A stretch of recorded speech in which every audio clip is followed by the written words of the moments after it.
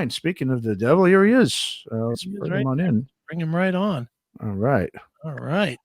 And there he is. What's going on, Bone? How you doing? This is Bone from classic metal band Every Mother's Nightmare, man. How you doing? Thanks for coming on with us. I'm doing great. How are you guys doing? Doing great, man. Doing pretty darn good. We're just obviously we're all sort of reeling a little bit from the passing of the great Eddie Van Halen, and but we're trying to we're talking about him the show and just kind of remembering all the great music he's excuse me brought to the table over the years, for rock and metal.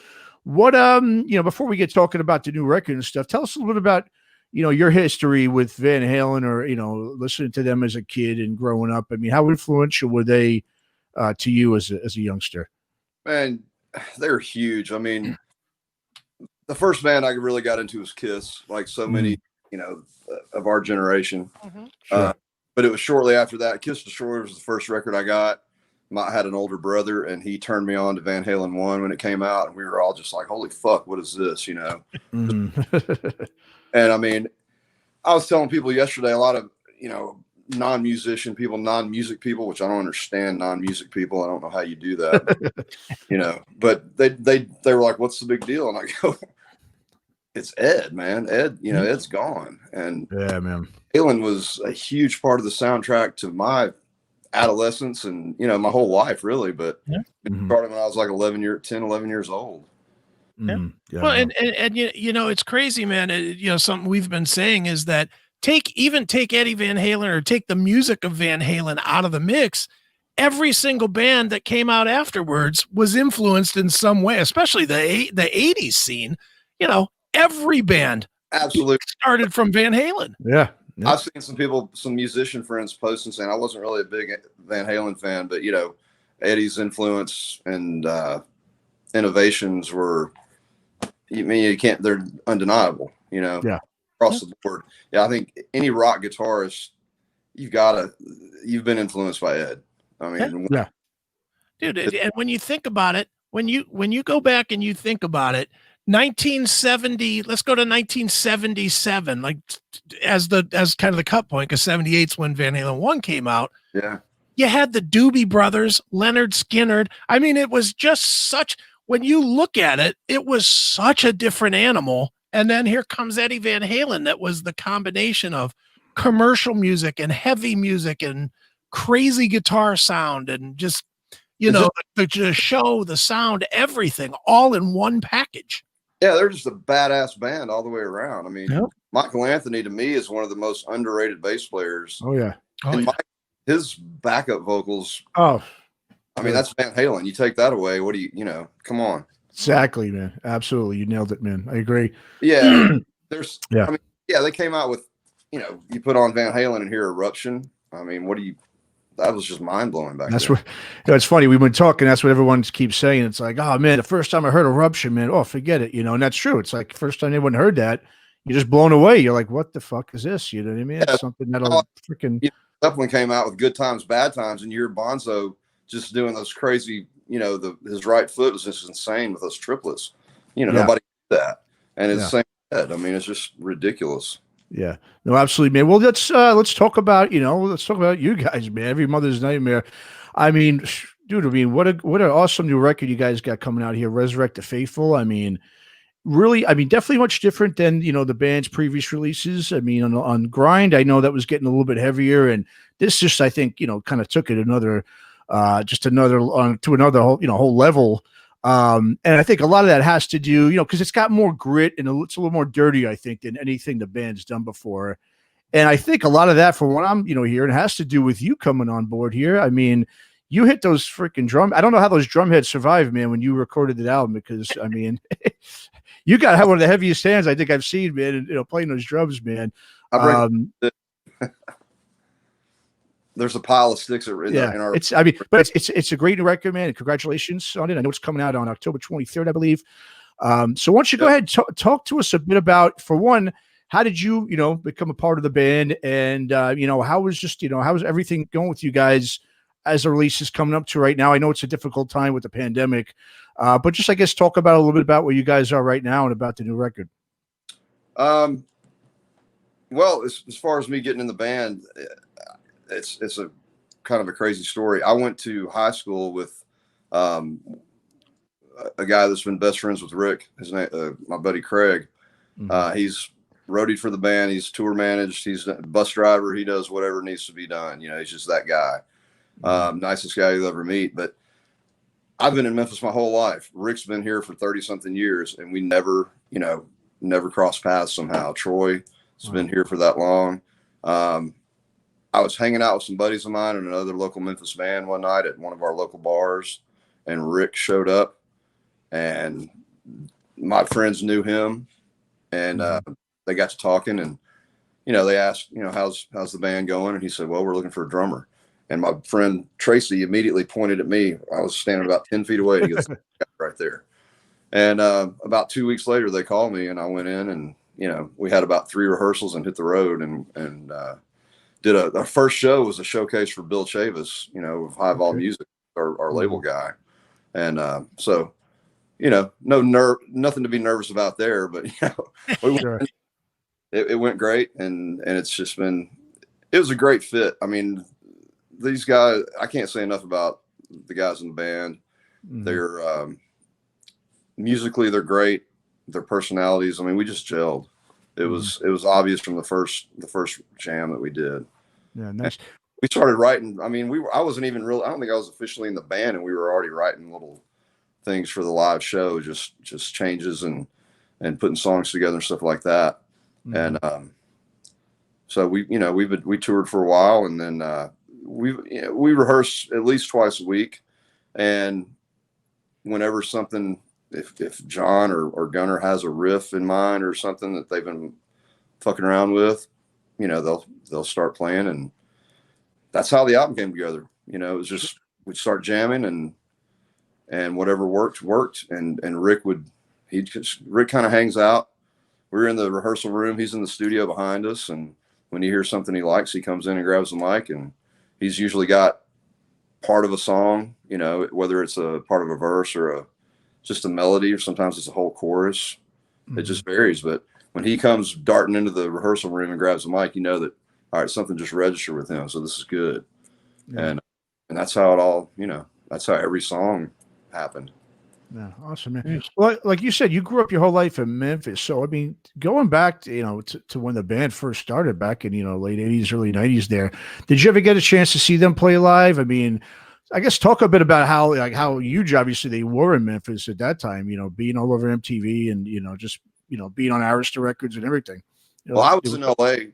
I moved, I was on the road for a couple of years, and when I was 18. And we came home for Christmas, and that was about it. And then we went back out. We just told our booking agent, we don't want to go home. Just send us somewhere. Don't ever send us back to Memphis. So at the dartboard tour, we would go from Michigan to the Gulf Coast or wherever, and just, we didn't care. We just wanted to play. But eventually we moved to Hollywood, just like so many people did. And it was 88, I guess, when we moved out there. And so when they got here and the first record hit and all that, I was still in LA. I moved after that, and they were the shit around here. And I saw them from time to time over the years, but I didn't know any of them, and I never met them. And, it's crazy. Troy and I talk about that all the time over, beers and whatever. Like, how the hell did we not meet each other before now? Timing is everything, and it worked out. Sure. Definitely. Yeah. Now, Bone, it's interesting to me that this band, when people listen to it, there's two things to it. When they hear what you do now, there's a distinct sound to it. And really, even with Grind kind of started it. This record really takes it to that next level. And it has a distinct sound to it. And that distinct sound is very different than Love Will Make You Blind that a lot of people associate with the band. Is it or has it been difficult to not necessarily convince people that you're not an 80s hair band, but to get them to adapt and grow with what the band has become? Because, you are very much having success from the 80s definitely locks you into a place Absolutely where a lot of times the new music gets underappreciated, even if it's better. Yeah, Mhm. that's true. And that's one of the things Rick will tell you in a heartbeat. They didn't play Love Can Make You Blind for many years. He just refused to play it. Right. Mhm. And his thing with that was, and when they got signed, they were a brand new band. I think he said they played 12 or 13 shows, and they got their deal with Arista. And so, you know, back then you go in the studio and you get this big deal with Clive Davis, and he pretty much tells you what you're going to do. And so they recorded that song, and it wasn't Rick's favorite. It wasn't necessarily his style. And so he's had to live with that all these years, and that being the big hit. And so he does not want to be known for what he's done. He wants to be known for what he's doing now. And you know, we're all on that same page. Sure. And I don't know if you guys have listened to the whole record or not, but Yeah, we have. Yeah. we re-recorded Love, and the current version, the way we do it live, it's still the same song. It's got a great hook and a great melody and great harmonies. I love the song. I pushed to record it on this record. Okay. And you know, Rick was he said, yeah, maybe we should. And I said, yeah, we should. You know, I mean, you know, why not? It's just so different than the original version. And I knew how unhappy he was with that. Obviously it took him a lot of places. And it, you know, a big part of why I'm sitting here talking to you guys right now is that song. So there's you can't deny that. And he doesn't deny it, but he really wants to be known for what he's doing currently. That's his big. Sure. And what you guys are doing is, you know, like we said, it's so different than what people think. You know, people are thinking hair band, and there's nothing hair band about. This is a straight up hard, you know, fist pumping rock band now. And it's, you know, I would like to, even outside of the musicality part of it or the musicianship of it, I think one of the biggest advantages you guys have, which is the extra band member that doesn't play an instrument, which is your label guy, Bill. Yep. Bill, for better or for worse, loves Every Mother's Nightmare. And he certainly puts his money behind it, man. You guys are getting so much love for the label, which is surprising in today's day. Yeah. I feel fortunate. I mean, this is my first record I've ever recorded. So to go into the studio for the first time, the only other time I was in the studio was 1989 in Hollywood. A little demo that we did with the band I was in then. And so it's been many years, and I had pretty much given up on, you know, the thought of ever doing an original project again. I played in a lot of cover bands locally just because I love to play. And but when this came up, I thought, yeah, this is my chance. And so to get, you know, we were kicking around writing. We had a bunch of the songs written, and somebody mentioned Supernova Sound, you know, and I had heard Matt Montgomery's name. And next thing you know, Rick said, hey, we're going to go record a song. We're going to go record one song and see how we like the studio. Okay. We said, cool, let's do it. We went in, and it was one of the last songs we wrote was Breathe, which is the first single. And we went in and recorded that. And after the first 2 nights, we went, this is where we need to do the record. Cool. And we did that in late December last year. And we were in, probably mid-December. But anyway, we got back in there, I think January 9th. And Bill said, you guys have 3 months. Do what you need. And, you know, that's from everything that I know, and especially hearing from Rick, that's pretty much unheard of, you know, these days, to have that kind of time and freedom just to go in and let's do this right. And, you know, get it out of our system and not have regrets and not, I wish we would have done this, you know, that kind of thing. So, Bill is definitely, he's 100% in, man. I mean, he's all in, and I can't say enough about him either. He's there, and whatever we want to do, he's behind it. So. Sure. Well, and the best part about it is it's clearly working, because, you know, even just the initial reaction, unless you're seeing something that I'm not seeing, the reaction to Breathe has been absolutely almost 100% positive across the board, man. So, you know, is that what you've been hearing? And were you surprised at all, or did you think that people would gravitate to it as quickly as they have? Well, you know how it is when you're recording, you're writing songs. I mean, you're married to your material. You know, you're married to it. You love it. It's like your kid. You know, Mhm. so sometimes it's hard to separate yourself from that and look at it and listen to it with unbiased ears. You know, Right.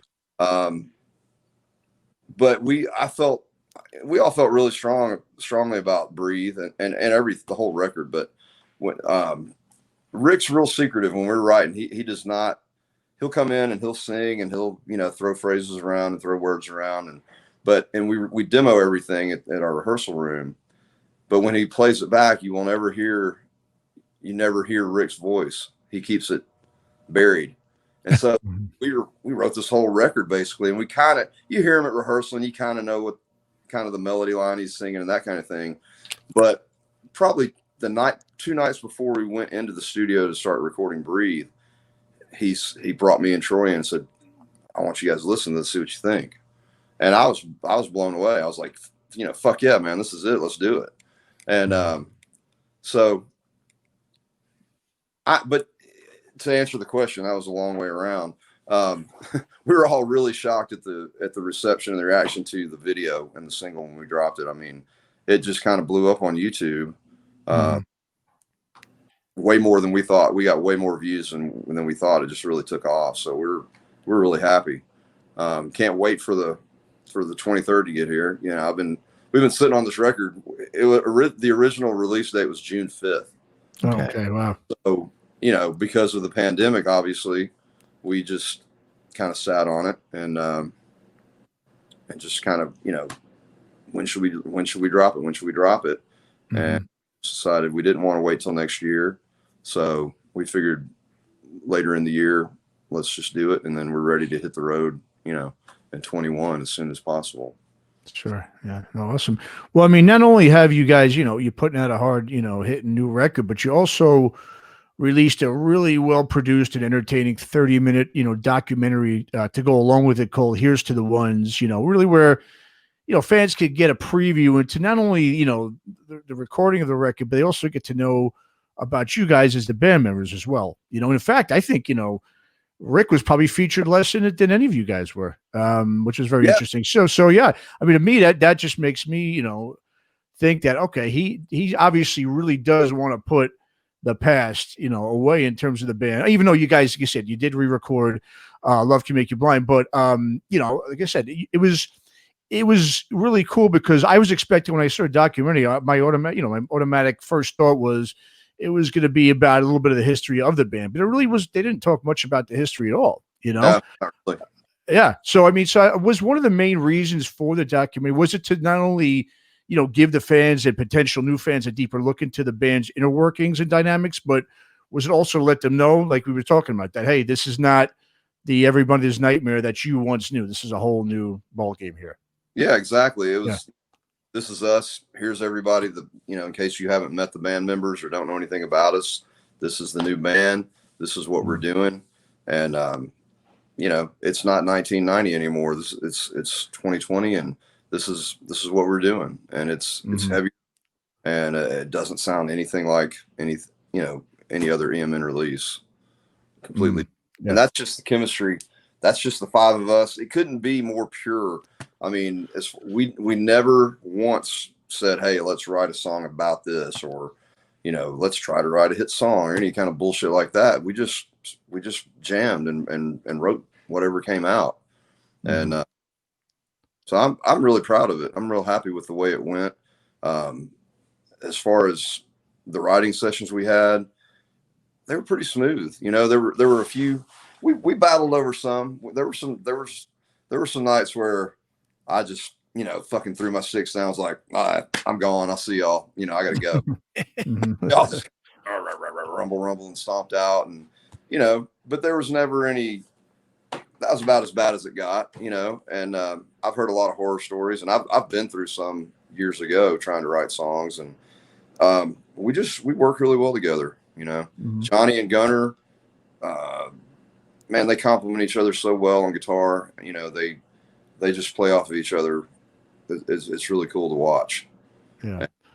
And Troy and I just, we're solid. So. Yeah.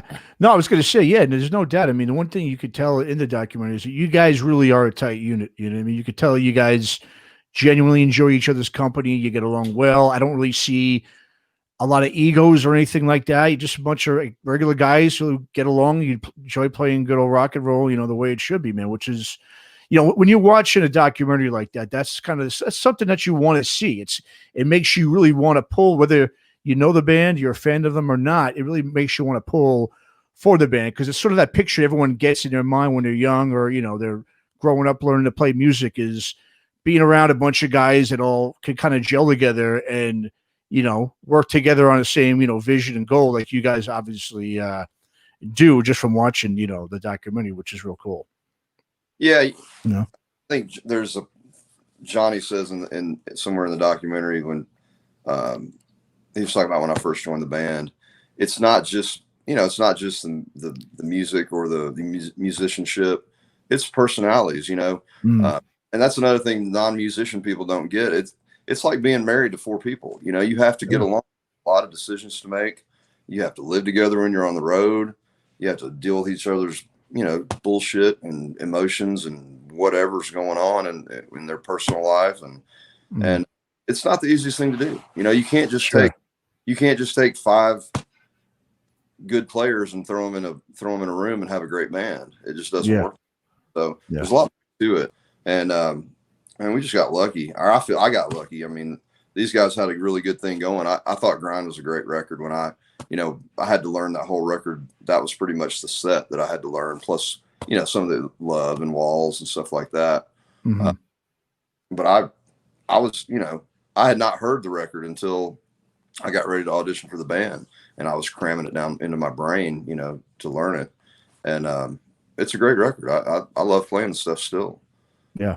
No, it is, man. It's we both really dig it, man. Resurrect the Faithful. It comes out October 23rd on High Volume Music. And Bone, why don't you go ahead and just tell the listeners where, you know, they can you know, find the video or find all the information on the band where they can listen to and, you know, potentially purchase some of your guys' material.